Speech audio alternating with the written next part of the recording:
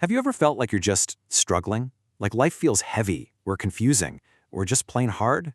Well, I want you to know something right from the start. That feeling makes perfect sense. And today, we're going to explore exactly why using a framework that's literally thousands years old. Just let that sink in for a second. This idea is the core of everything we're talking about. The fact that you feel pain, that you struggle, it isn't a bug in your system, it's a feature. It is not a sign that you are broken. It's a sign that you are deeply, fundamentally, and beautifully human. So where does this incredible idea come from? Well, the story is pretty fascinating. It starts with a man named Siddhartha Gautama, long before he was known as the Buddha, or the Awakened One. He was just a person, like you and me, who was in a whole lot of pain and was desperately trying to figure out why. His journey was, well, it was one of extremes. He grew up in a palace, completely shielded from any real hardship. But when he finally saw real-world suffering for the first time, it absolutely shook him to his core. So he went searching for an answer. For years he tried everything: extreme self-denial, then a life of total ease. But guess what? Neither of them worked. And then, one day, just sitting quietly under a tree, something finally clicked. Now this is so crucial. He didn't discover some magic trick to make all the pain go away. No, he found something way more profound, way more useful, a framework for understanding our pain, a way to relate to it so that it doesn't have to control us. Okay, so this gets us to the absolute bedrock of his teaching. It's known as the First Noble Truth, and honestly, it's a total reframe of what it even means to be alive. That's it.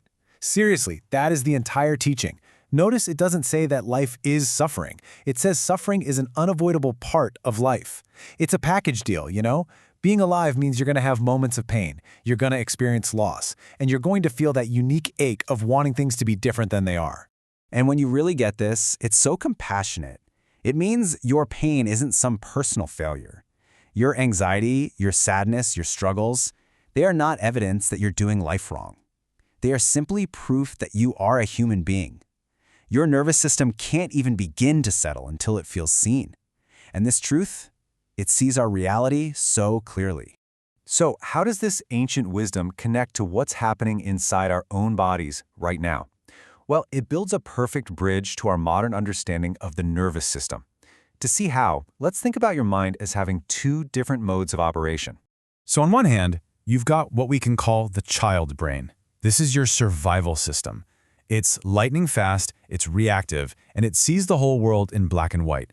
Is this a threat, or am I safe? Then you have your adult brain, which I like to call the conductor. This part is slower, more thoughtful. It's the part of you that can hold complexity and feel difficult things without getting completely hijacked. So what happens when we get stressed? Well, a chain reaction kicks off. Your body gets flooded with the stress hormone cortisol, and that cortisol acts like a literal off switch for your conductor. Your calm, thoughtful, adult brain just goes offline. And who jumps into the driver's seat? The reactive child brain. In that state, you can't see the big picture. You can only react, defend, or hide.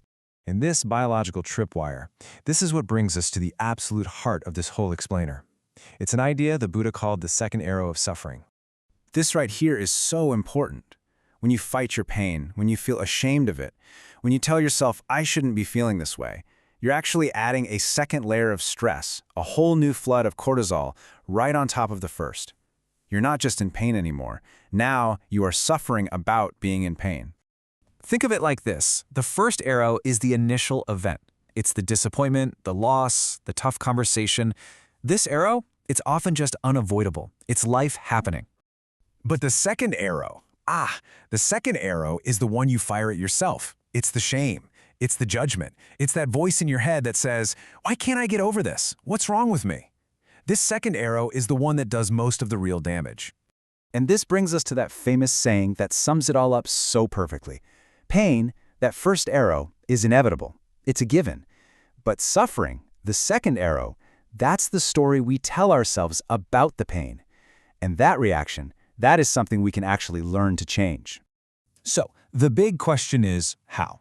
How do we stop firing that second arrow at ourselves? Well, the answer isn't about thinking positive or just gritting your teeth and pushing through. It's actually much simpler and way more profound. The whole practice, the whole secret, is to simply acknowledge the pain. To turn toward it, quietly and without drama, and just say, "This is hard. This hurts." That one single act of honest validation does something amazing in your nervous system. It stops the shame loop. It basically tells that cortisol flood, "Okay, you can stand down now." And this becomes especially important when we're dealing with what I call the heavy 4 emotions. These are the big ones, right? Anxiety, anger, shame, and sorrow. They're the ones most likely to spike our cortisol and hand the keys right over to our child brain. When these show up, our practice becomes even more essential. So here is an incredibly practical tool you can use starting today.